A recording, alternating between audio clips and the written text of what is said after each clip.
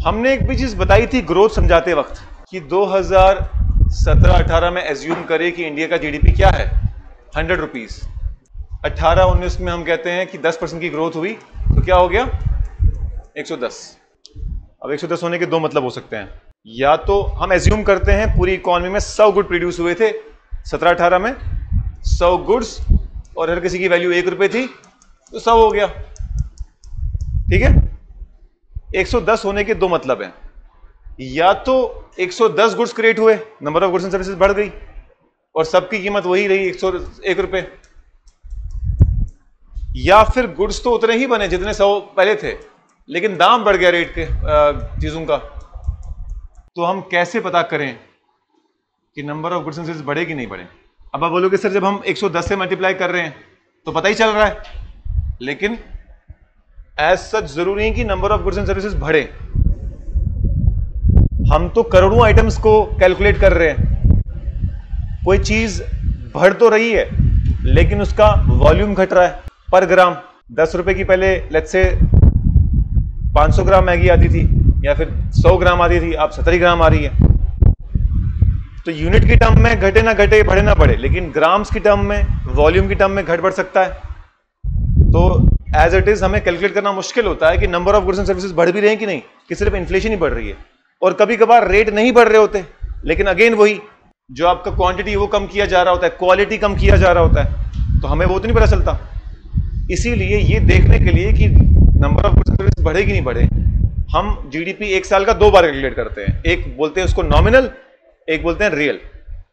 हर साल के दो जीडीपी कैलकुलेट होंगे। हम हर साल के लिए जीडीपी 2 बार कैलकुलेट करते हैं। एक तो हम कहते हैं इस साल की गुड्स एंड सर्विसेज और इसी साल के दाम, और दूसरा हम कहते हैं इस साल की गुड्स एंड सर्विसेज और किसी प्रीवियस एक फिक्स्ड ईयर हम कैलकुलेट कर लेते हैं जिसकी प्राइसेस हम इस्तेमाल करते हैं। उस फिक्स्ड ईयर को हम बेस ईयर कहते हैं।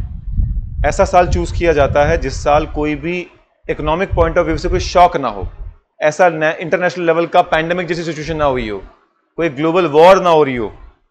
तो ऐसा साल अभी के लिए इंडिया में 2011-12 है, जो एक नॉर्मल इकोनॉमिक ईयर था जिसमें प्राइसेस बिल्कुल ठीक थी, ना ज्यादा इन्फ्लेशन थी ना कम। तो अब जैसे फॉर एग्जांपल 2018-19 की बात की तो मैं पहले तो नॉमिनल कैलकुलेट करूंगा। नॉमिनल का मतलब इसी साल के गुड्स एंड सर्विसेज और इसी साल के प्राइसेस, और एक रियल। रियल क्या है? गुड्स एंड सर्विसेज तो इसी साल के बट प्राइसेस 2011-12 की। तो हमने कहा हाँ जी इस साल 100 गुड्स एंड सर्विसेज प्रोड्यूस हुई 1 रुपए पे, तो 100 रुपए आ गया जीडीपी।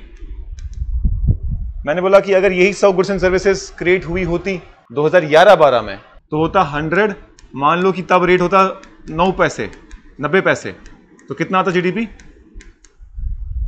ठीक है, अब यहां हम 2019-20 का केस लेते हैं, जीडीपी आ गया 110। अब हम कंफ्यूज्ड हैं कि अगर 100 गुड्स एंड सर्विसेज प्रोड्यूस हुई हैं 1.1 पे तब भी यही आंसर है, या फिर 110 गुड्स एंड सर्विसेज प्रोड्यूस हुई हैं तब भी यही आंसर है। अब ध्यान से देखो, जो आपका रियल जीडीपी है, प्राइसेस तो कांस्टेंट रह रही हैं। रियल जीडीपी सिर्फ तब बढ़ेगा उस साल के लिए अगर उस साल गुड्स एंड सर्विसेज बढ़ी हो, क्योंकि प्राइसेस तो हर वक्त 0.9 ही रहने वाली हैं। मान लो कि इसकी वजह से हुआ 110 जीडीपी 100 गुड्स एंड सर्विसेज की वजह से हुआ, तो 100 इंटू 0.9 फिर से वही आंसर आ जाएगा। यानी रियल जीडीपी 2018-19 के लिए भी 90 रुपए था, रियल जीडीपी 2019-20 के लिए भी 90 रुपए था, लेकिन हमें दिख रहा था कि 110 है नॉमिनल की कैलकुलेशन में।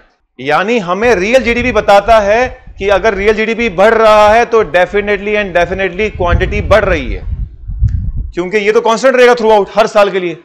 प्राइस तो हम 11-12 की इस्तेमाल कर रहे हैं ना, ये चीज सिर्फ तब बढ़ेगी जब गुड्स एंड सर्विसेज बढ़ेंगी। बात समझ में आ रही है?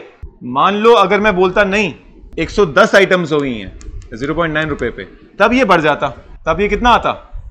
कैलकुलेट करो जरा, 110 इंटू 0.9 99। अगर किसी साल के लिए रियल जीडीपी बढ़ रहा है इसका मतलब डेफिनेट है कि क्वांटिटी बढ़ रही है, क्योंकि प्राइस तो सेम रह रही है।